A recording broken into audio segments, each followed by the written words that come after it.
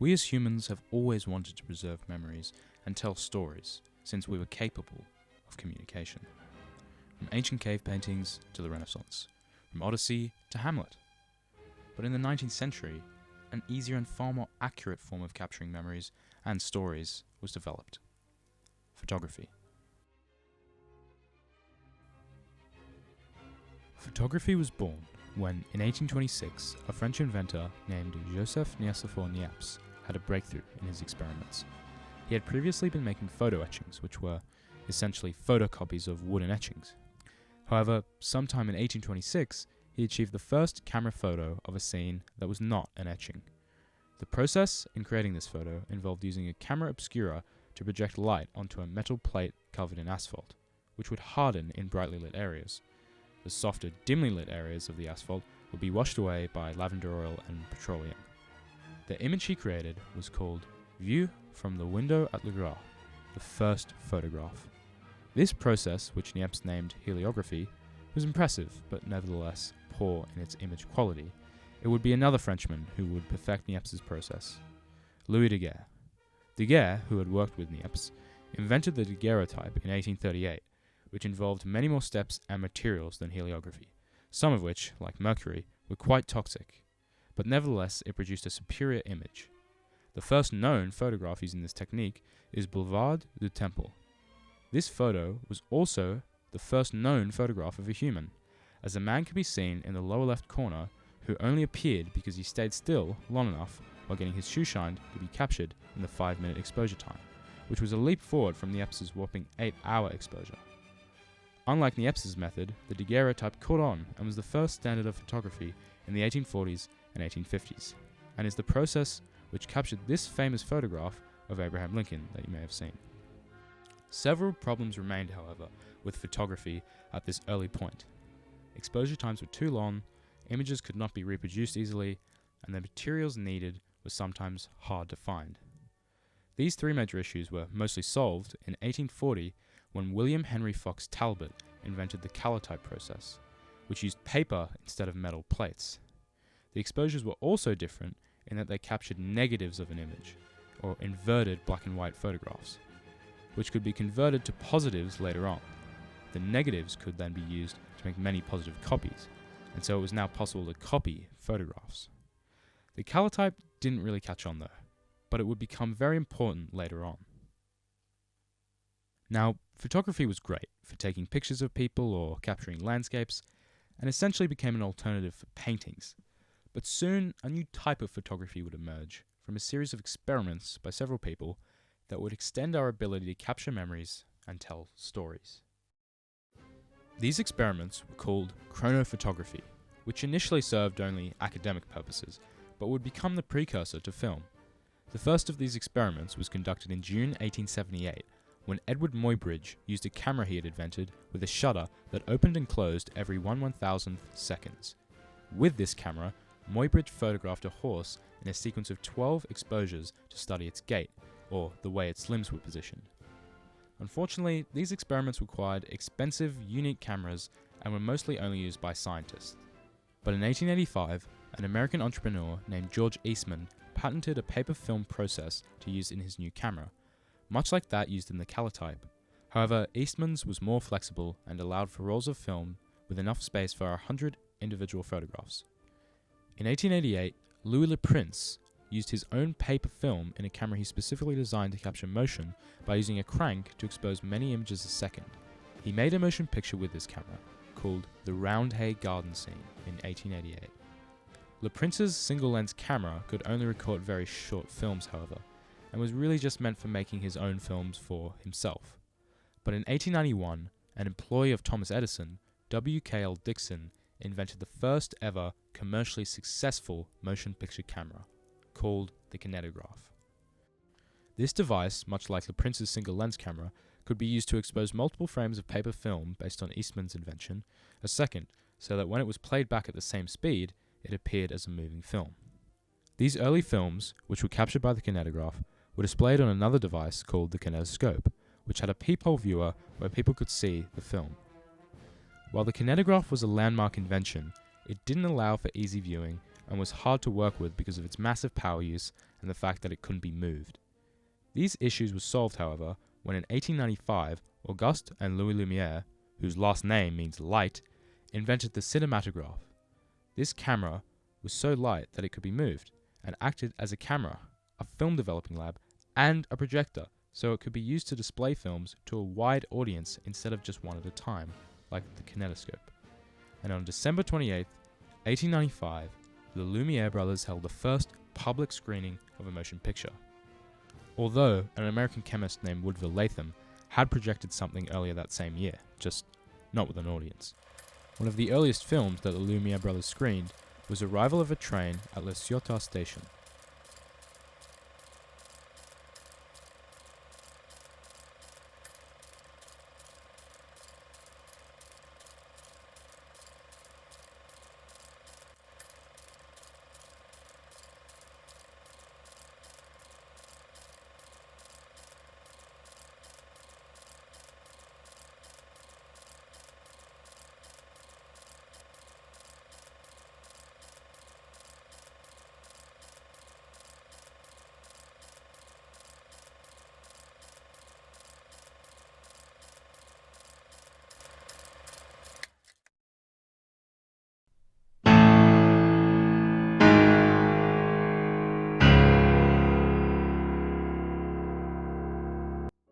The films that the Lumière brothers made were mostly actualités, which means films of everyday events happening rather than narratives. The change from these films to narrative storytelling started in the late 1890s as a result of pioneer French filmmakers, such as the first woman director, Alice Guy Blaché, and French magician Georges Méliès. Méliès, who had seen the Lumière films in Paris, saw an opportunity to make films that told a story. After he bought a film camera and opened a studio near Paris, he set out to make his own motion pictures. From his background as a magician, he seemed to understand how to create tricks and illusions. He was among the very first directors to use double exposure, superimposition, slow motion, and fade-outs. These were the very first in-camera effects, and they would be used by directors for decades to come. In Méliès's filmography, which included over 500 films, made over 16 years from 1896 to 1912, one stands out among the rest. A Trip to the Moon was Méliès's masterpiece. Loosely adapted from Jules Verne's 1865 novel From the Earth to the Moon, the film follows a group of scientists who travel to the moon after being shot out of a cannon. A Trip to the Moon was one of the very first space films, made before the science fiction explosion of the 50s and 60s, and by far the most iconic part of the film is when their craft crashes into the eye of the moon. This image in particular has been used and referenced in all sorts of media. With Méliès, narrative films had arrived, but while these early stories amazed audiences with their spectacles and special effects, they were not fully utilizing the medium. In the early 1900s, two important techniques were first used by pioneer American filmmaker Edwin S. Porter. Porter worked at the Edison Manufacturing Company as a kinetoscope camera operator and film director. In 1903, he made The Life of an American Fireman, which was the first film to use the innovative editing technique of parallel action. Parallel action is when a film cuts back and forth between two or more events that are happening simultaneously. Parallel action was different from previous films, which followed a more linear editing approach. This technique is demonstrated in the film here when the inside of a burning home and the outside of the house are cut back and forth. The second technique Porter pioneered in his career is something that, much like parallel action, is so obvious to audiences today that most people would not consider it a technique. The technique was camera movement. For the first decade of film, most shots were static, meaning the camera remained completely stationary for the duration of the shot. Porter did away with this in his film The Great Train Robbery, by including both panning shots, side to side, and tilting shots, or up and down. Both of these techniques are now so widespread in film that it is virtually impossible to find a movie or TV show that does not use either of them. Also in America, a shake-up to the film industry would cause a revolution in film scope and ability. In 1908, Thomas Edison formed a trust named the Motion Picture Patents Company. that was created so Edison could strictly control all aspects of production and distribution of all films made in America. The trust limited the use of cameras, projectors, and film stock. This frustrated a large number of filmmakers, especially at Universal Pictures, including the director D.W. Griffith. To escape Edison on the East Coast, in 1910, Griffith made In Old California, which was the first ever film to be made in the legendary Hollywood.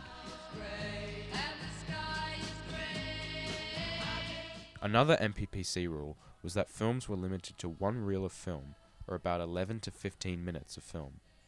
Griffith also broke this rule when in 1915 he made The Birth of a Nation. This film was 12 reels long, clocking in at over 2 hours. It was one of the very first American feature films, that is, a film made to be the principal presentation in a program. The film is also notable for its incredible racism. The plot of the film involves two Union and Confederate families and documents the creation of the white supremacist group, the Ku Klux Klan. Despite this, or perhaps even because of this, the film became the highest-grossing film from its release in 1915 up until 1940.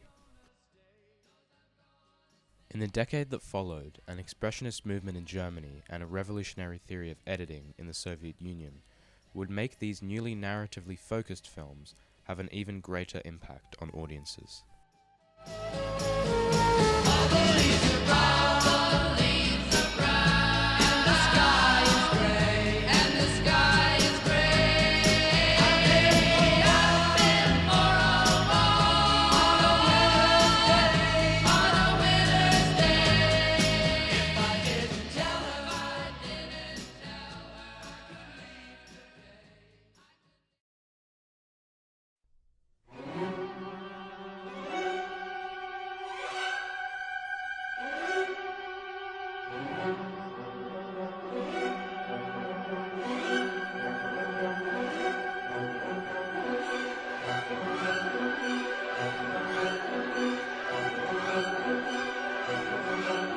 In the years preceding the First World War, a new film movement was born, German Expressionism.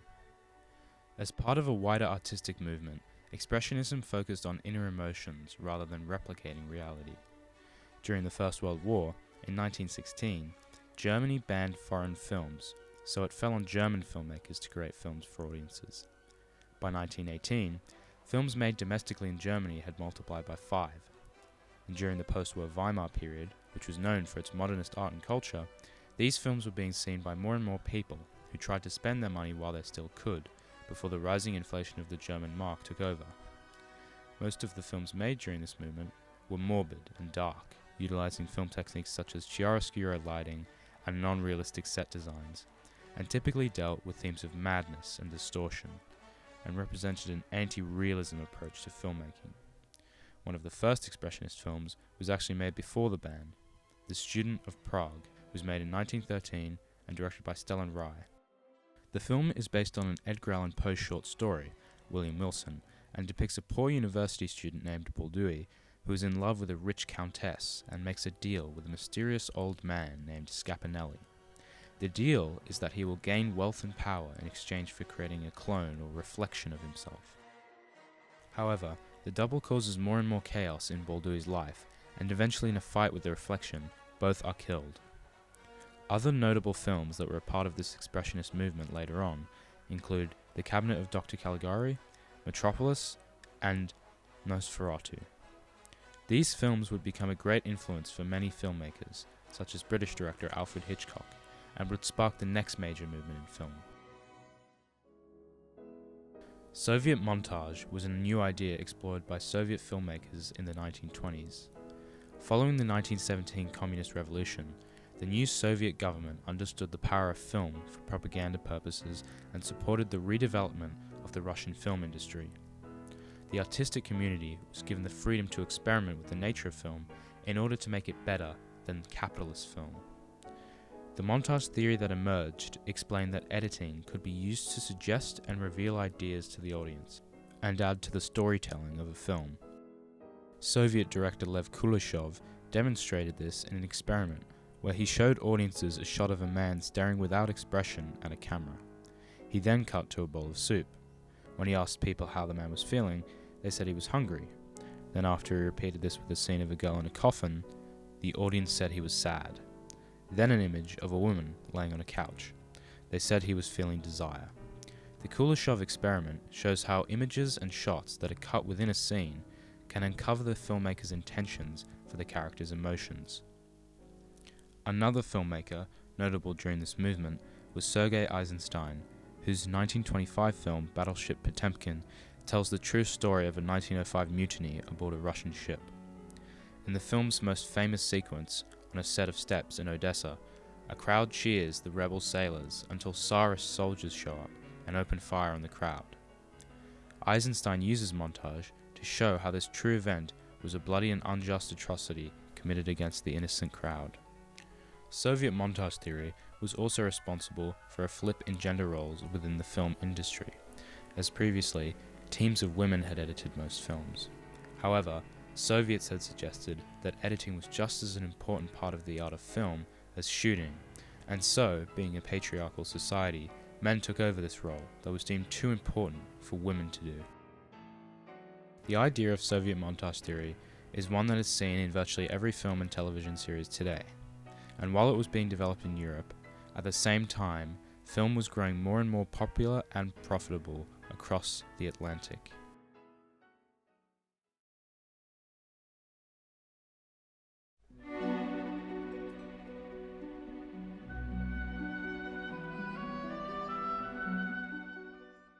In California, the Hollywood studio system was emerging. There were three major studios that dominated during this early silent era of Hollywood: First National Pictures, Loews Inc., and the famous Plays Lasky Corporation, which would later be known as Paramount Pictures. These studios, however, were very controlling over their employees. In 1919, to fight against this, directors Charlie Chaplin and D.W. Griffith and actors Douglas Fairbanks and Mary Pickford founded the film studio United Artists. This studio granted the actors and directors a larger cut of profits and more creative control over their projects. Co-founder Charlie Chaplin would go down as one of the most famous actors in the history of film.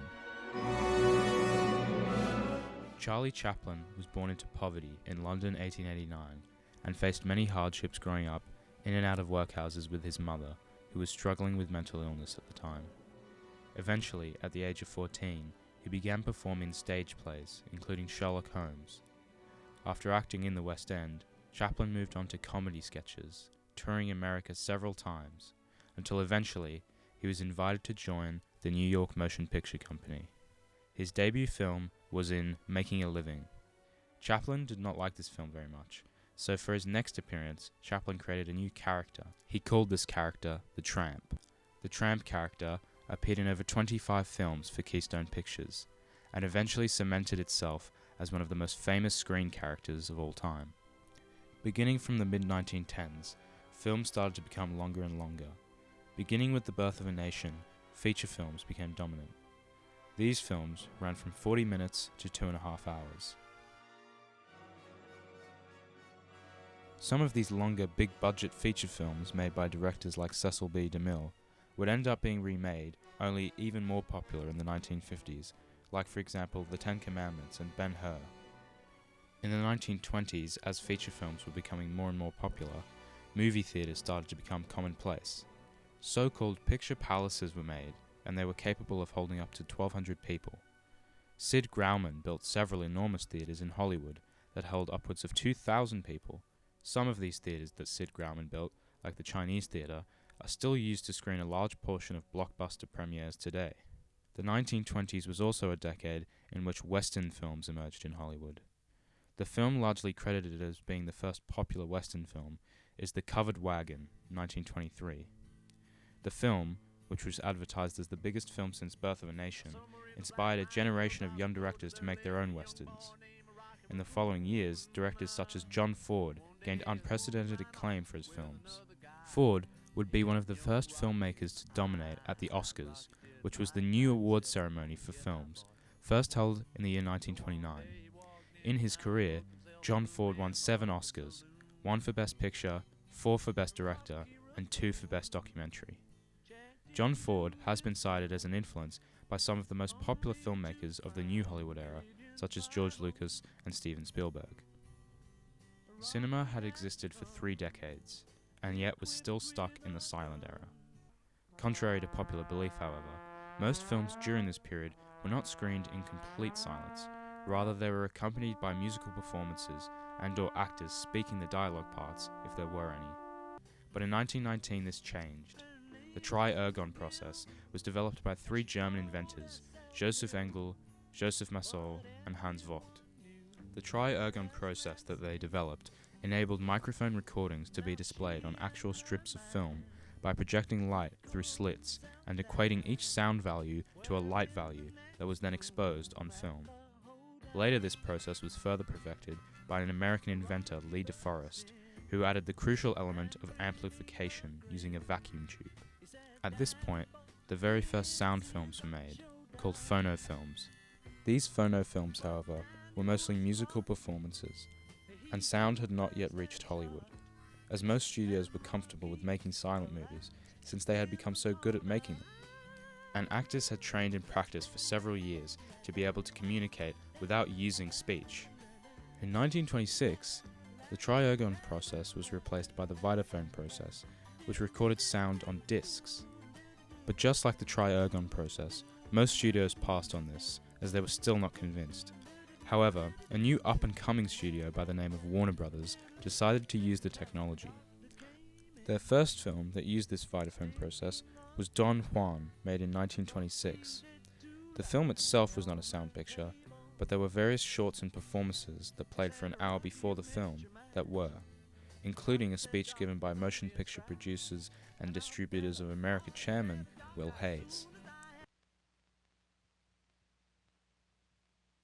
My friends,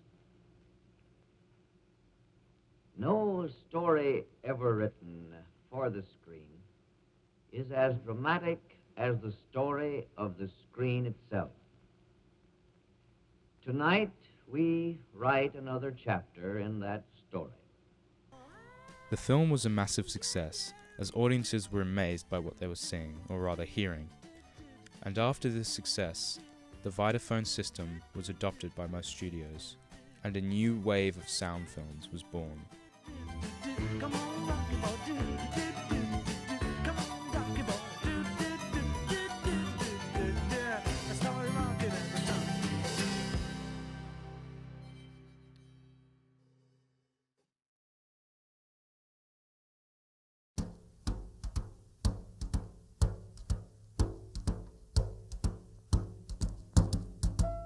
Fly me to the moon, let me play among the stars. In 1929, the so-called Roaring Twenties came to an end after the Wall Street crash caused a 25% decrease in stock prices. This was the event that sparked the Great Depression, in which the unemployment rate rose from 5% to over 20%.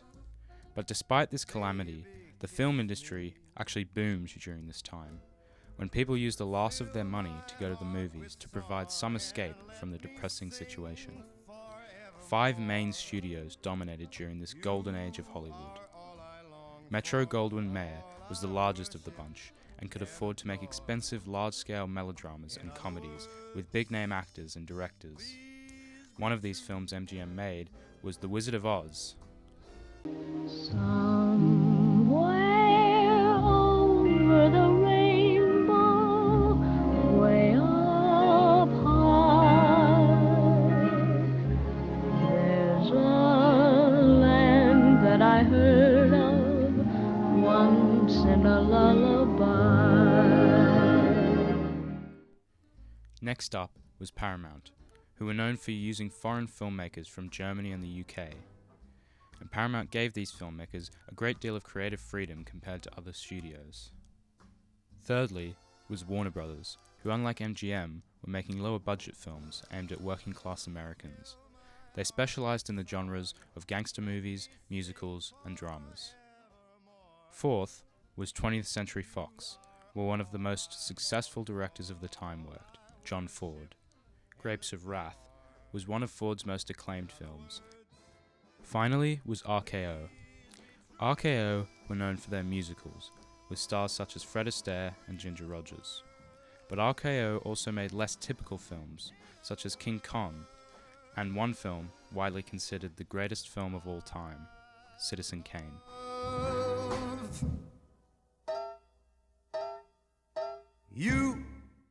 Citizen Kane was released in 1941 and directed by Orson Welles.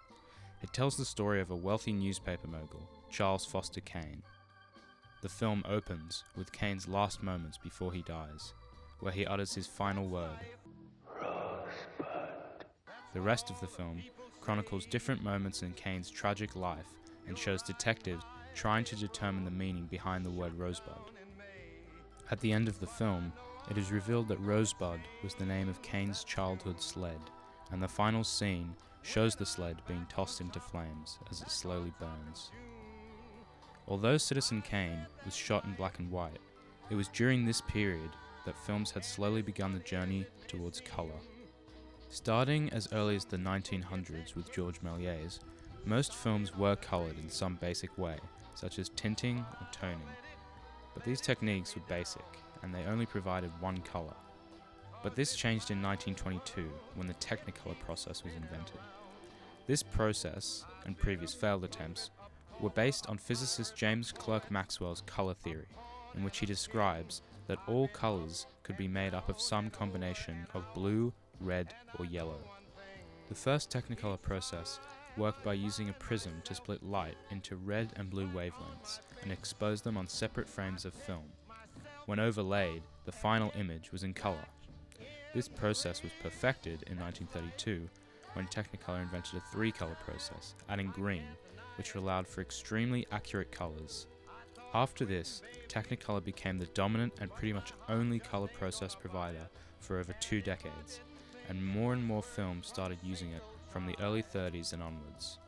Technicolor was used in massively popular films, such as The Wizard of Oz and Gone with the Wind, and early Disney classics, such as Snow White and the Seven Dwarfs.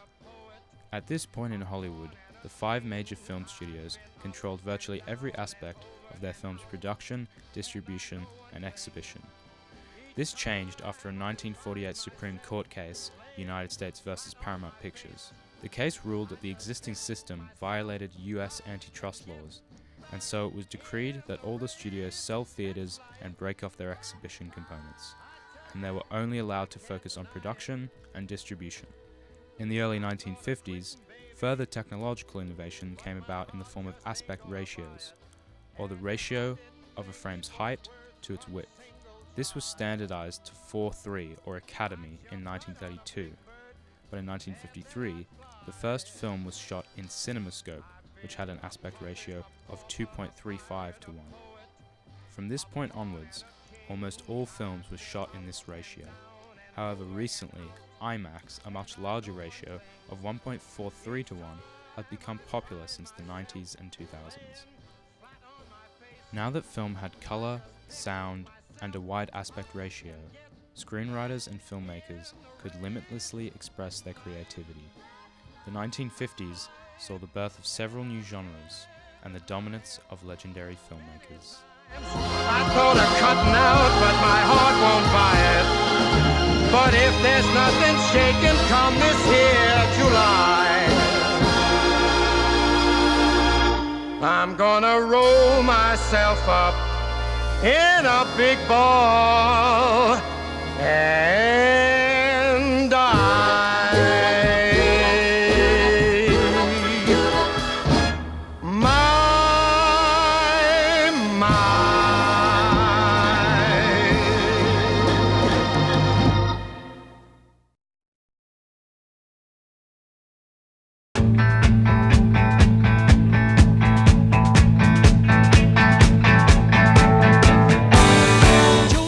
The 1950s was a time of large-scale films.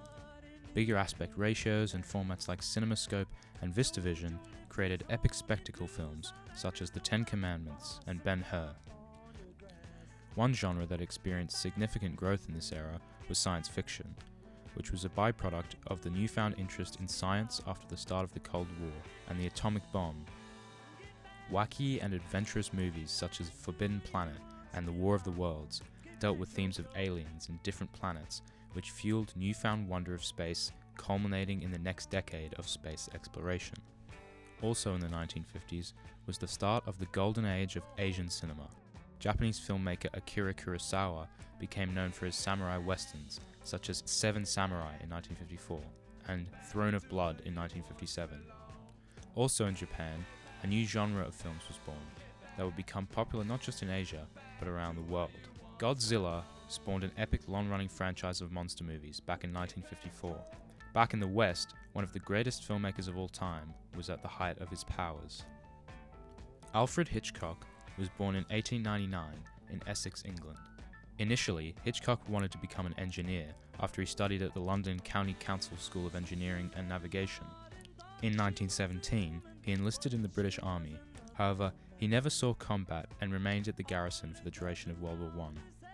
After the war, his interest in writing and cinema emerged. He enjoyed watching actors like Charlie Chaplin and German Expressionist films by Fritz Lang, and so in 1919 he got a job at the famous Players Lasky Corporation, or Paramount Pictures, and started working in the art department. But after Paramount left London, he began working in Germany. It was here where Hitchcock learnt many skills from his work on many late Expressionist films before returning to England to make his own. He quickly established himself as a thriller director with The Lodger, A Story of the London Fog in 1927, and after American producer David O. Selznick saw and was very impressed by Hitchcock's work, he offered him a contract to work on films in Hollywood in 1939. And after working on various successful films, in 1954 he made Dial M for Murder and Rear Window. Rear Window was a mystery thriller film about a news photographer who believes he has witnessed a murder and spies on his neighbors from his window to deduce the killer.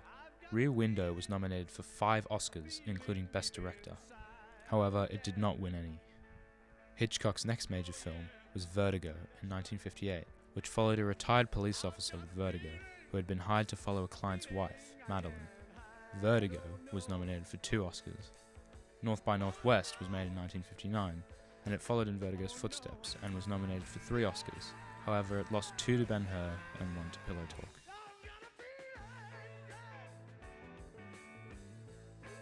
One of Alfred Hitchcock's most well-known films, Psycho, was made in 1960 and was again nominated for 4 Oscars, and the film won a Golden Globe for Best Supporting Actress.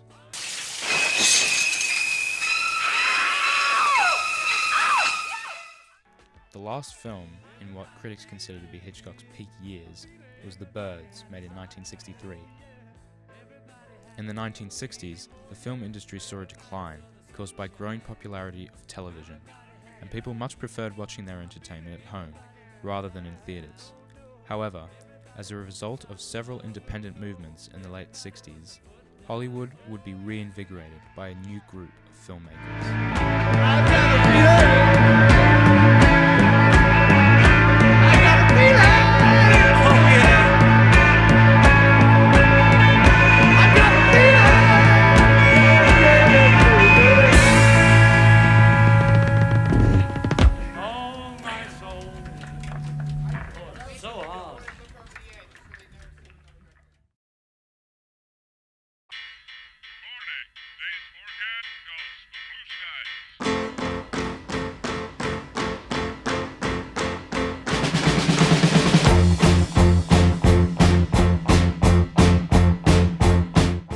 The 1970s was a decade defined by events such as the Vietnam War and the Watergate scandal, and so the films of the late 1970s provided an escape from what people were hearing day after day on the news. These films also marked a shift away from the enormous power of studio executives, with directors gaining more and more creative control over their films, and thus a new film movement was born. New Hollywood. 5 of the most successful directors during this era, Martin Scorsese, Francis Ford Coppola, George Lucas, Brian De Palma, and Steven Spielberg, were all good friends, and their work was inspired by a distrust in the oppressive control of the Hollywood studio system. After shooting an extended version of one of his student films for university, George Lucas made American Graffiti in 1973 for 20th Century Fox. The film was about the culture of cruising in 1960s California, which had been a large part of Lucas's youth, and the film was a huge hit, but it would be nothing compared to George Lucas's next project. Lucas loved watching Flash Gordon serials on television as a child, and he wished to adapt something similar into a feature film for young people. This would be the core idea that became the base on which Lucas built his masterpiece trilogy. Star Wars was released in 1977, May 25th. The film was about a farm boy named Luke Skywalker who finds himself caught up in a quest to escape the evil Galactic Empire, who are tracking down two droids carrying vital information on a new superweapon. Although the film was set in a galaxy far, far away, it connected with audiences of all ages, based on its universal themes of good versus evil, and a protagonist from humble beginnings who saves the galaxy. Star Wars blew audiences away when they first saw it. The visual effects were completed by Industrial Light and Magic, which was one of the very first VFX companies set up. Starships were filmed by using a motion control camera system to fly past models filmed against blue screen. The backgrounds were added later by use of matte paintings. Industrial Light and Magic would go on to be the biggest VFX company in the world and work on over 400 films. Star Wars made over $770 million and became the highest grossing film and held the record for 5 years. Two other films, equally as popular and highly acclaimed, were made in 1980 and 1983, followed by two more trilogies and dozens of series and standalone films. George Lucas's friends also made a substantial impact on the film industry in the 70s. Francis Ford Coppola made the mobster epic The Godfather in 1972, starring 50s film veteran Marlon Brando and method actor Al Pacino. The film has been ranked by the American Film Institute the second greatest film in American cinema, behind only Citizen Kane. The second installment in the trilogy is ranked as the fourth greatest film. Martin Scorsese directed the psychological thriller Taxi Driver in 1976. Previously starring in The Godfather Part 2, Robert De Niro was nominated for the Best Actor for his chilling performance as Travis Bickle. The film won the Palme d'Or at the distinguished Cannes Film Festival and was nominated for 4 Oscars. Steven Spielberg pioneered the modern blockbuster with Jaws in 1975, which made back its production costs in just 10 days and spent 14 weeks as the #1 film in America and grossed $476.5 million worldwide, a record broken 2 years later by Star Wars. The 1970s also saw the birth of home video. In 1975, Sony released one of the first home video formats, Betamax. This technology worked by scanning films onto a magnetic tape that stored information by using different patterns of magnetization. This tape was then winded up into reels. Betamax was one of the two main competitors in the video format war. The other was the VHS, made by the Victor Company of Japan, or JVC. Although Betamax was released earlier and had a superior video quality than VHS, VHS would ultimately win this format war, largely due to the lower price of the format. Regardless, this new technology allowed for people to watch their favorite films at home and created a whole new income stream for studios, who released their new films and their back catalogue on home video cassettes. The late 70s and 80s were an escape from the bleak realism of the 60s and early 70s. Visionary young directors made hugely successful summer blockbusters, which were brought home to audiences for the first time thanks to home video. In the 90s, visual effects would reach a whole new level and see the rise of independent filmmaking.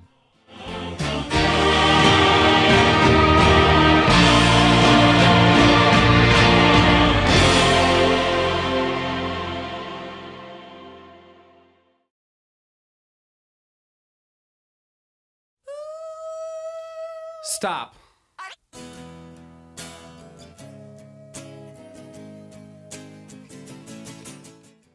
The offspring of this era of mainstream blockbuster films in the 70s and 80s was a wave of independent films that came in the 1990s.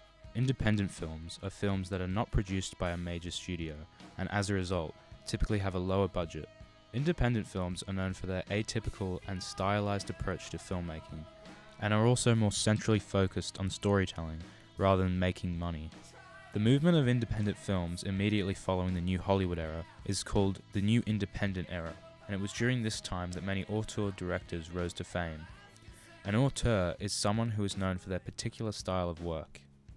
The independent film studio Miramax produced some of the most highly acclaimed independent films of the 90s, such as Good Will Hunting, The Piano, The English Patient, and Shakespeare in Love. One auteur filmmaker who became famous during the early 90s was Quentin Tarantino. In 1992, Miramax released Tarantino's first feature, Reservoir Dogs. And while it didn't come close to doing as well as Jaws or Star Wars, making only $2 million at the box office, it did receive outstanding reviews from critics and has been called by Empire magazine the greatest independent film of all time. Tarantino's next project, Pulp Fiction, in 1994, featured 3 interwoven storylines that played out in 7 narrative chapters. In the diner section of the film, a romantic duo of criminals plan a hold-up at a diner. In Vince Vega and Marcellus Wallace's wife, 2 hitmen are hired to collect a briefcase and are involved in an accidental killing, and one of them is hired to look after the wife of their boss. In The Gold Watch, a boxer throws a fight and attempts to flee the country from Marcellus Wallace. The end of the film incorporates the first 2 storylines, when Jules and Vince defuse the hold-up and leave with the briefcase. The film was just as critically acclaimed as Reservoir Dogs, but this time it grossed over $213 million and was nominated for 7 Oscars and won for Best Original Screenplay. To this day, Tarantino has never revealed what was in the famous briefcase, saying that it's up to the individual audience member to decide. In the 1990s, the earliest films to feature CGI or computer-generated imagery were made. In 1991, James Cameron's Terminator 2: Judgment Day was the first to incorporate realistic CGI effects onto a human character. And 2 years later, Steven Spielberg made 2 highly successful films in 1 year, Schindler's List and Jurassic Park. Jurassic Park was the first film to create photorealistic CGI creatures. Another major leap in technology in the 90s once again came from George Lucas. In Lucas's prequel trilogy, he was one of the first major directors to utilize digital cameras to shoot a film. He did this against great protest from traditionalist filmmakers, who said that the art of shooting on film is lost when shooting digitally. Lucas, however, was determined to bring cinema into the modern time, and argued that digital cameras allowed for much easier and faster editing. In 1999, when Star Wars Episode I: The Phantom Menace was released, there were just 4 theaters that used digital projectors. After the next 2 films in the trilogy, Attack of the Clones in 2002 and Revenge of the Sith in 2005, digital projectors started to replace film projectors in theaters, and by 2013, 92% of all theaters were digital. It was also in the 90s when a new home video format was released. In 1993, 2 groups were developing similar optical disc formats designed for video. Philips and Sony were making the MMCD, or Multimedia Compact Disc, which was based on their previous invention for audio, the CD, or compact disc, while Toshiba and Time Warner, Warner Brothers' parent company, were at work on the Super Density Disc, or SD. By 1996, the MMCD had been renamed DVD, or Digital Video Disc, and the 2 groups united their ideas into a single format due to the pressure from tech companies for a single standard. DVDs could store anywhere from 4.7 to 17 gigabytes of data, more than enough for films to be stored. The 1990s was a decade of innovation in visual effects and an independent filmmaking revolution. The beginning of the new millennium would see these effects being used in both blockbuster franchises and independent films.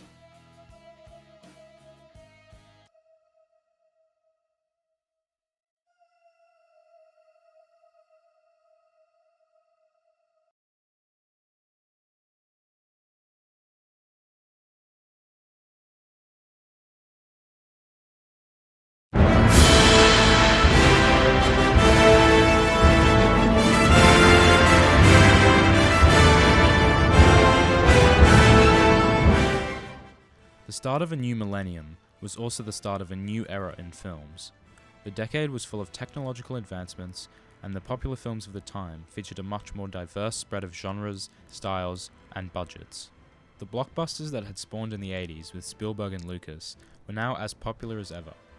Franchises of films were created to tell longer sagas of stories, and also multiply profits for studios. Series such as Harry Potter, X-Men, Mission Impossible, Shrek, The Matrix, and Transformers.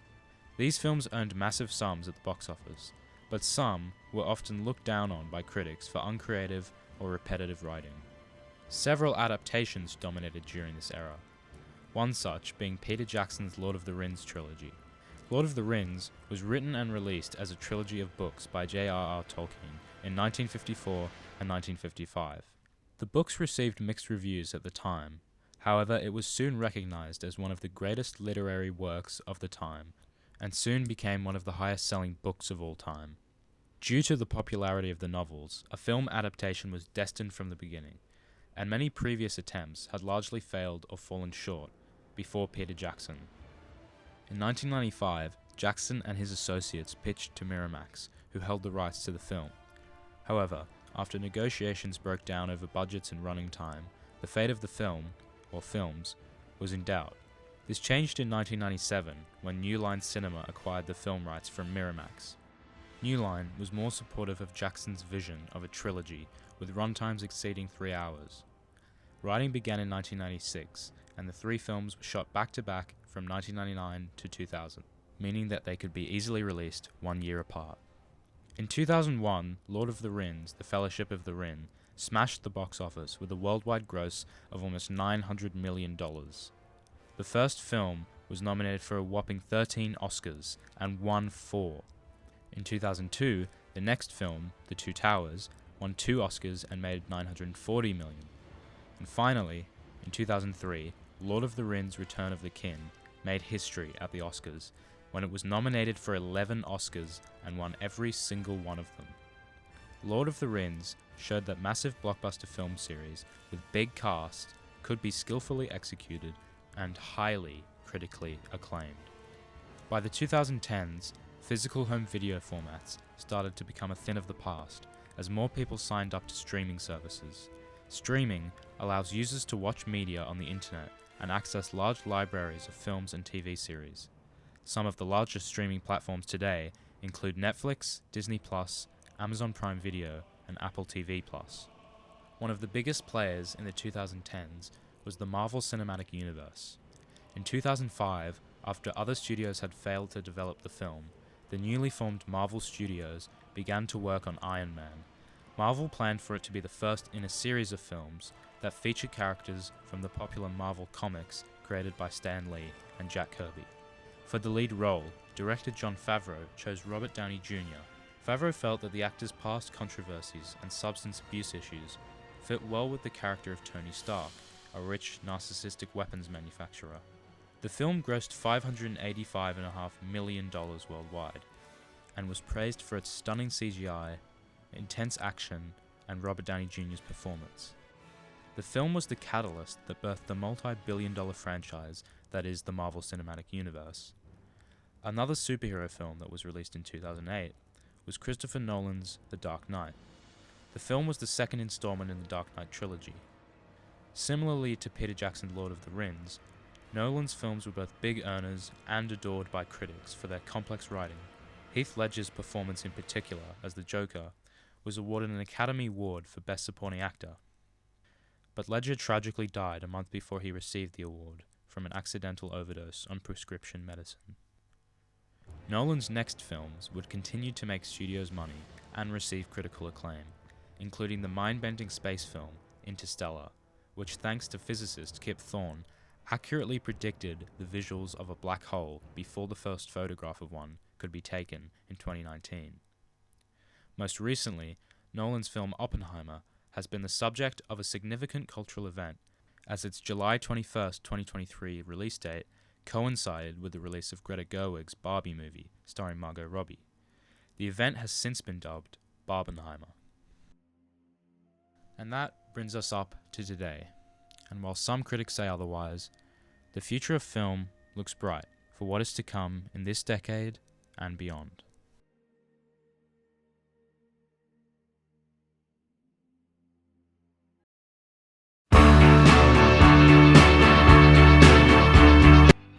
In this video essay, I have attempted to explain all 130 or so years of film history in under an hour, and what I have observed while making this film, is the evolution of this medium that I love.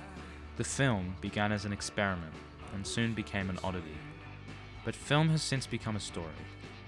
The films that we see at the movies, or that we watch on our phones, are more than just stories we tell for fun. There are expressions of ourselves that we use to enrich our imagination and, as a result, our lives. It really is true that films are magic. Oh, we can be heroes just for one day.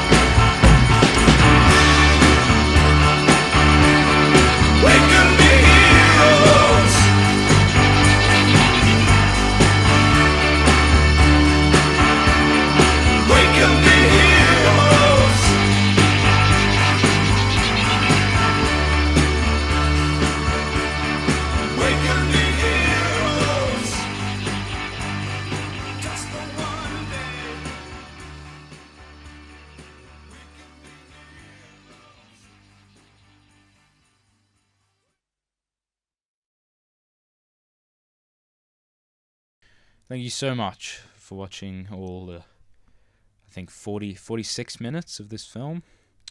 So as a result, you get to enjoy this special features content. So these are my favorite films in no particular order. The Lord of the Rings trilogy, of course, by Peter Jackson. The Martian by Ridley Scott, which stars Matt Damon. Fantastic Mr. Fox by Wes Anderson is very good. Of course, the original Star Wars trilogy, which I think my favorite's probably Empire Strikes Back.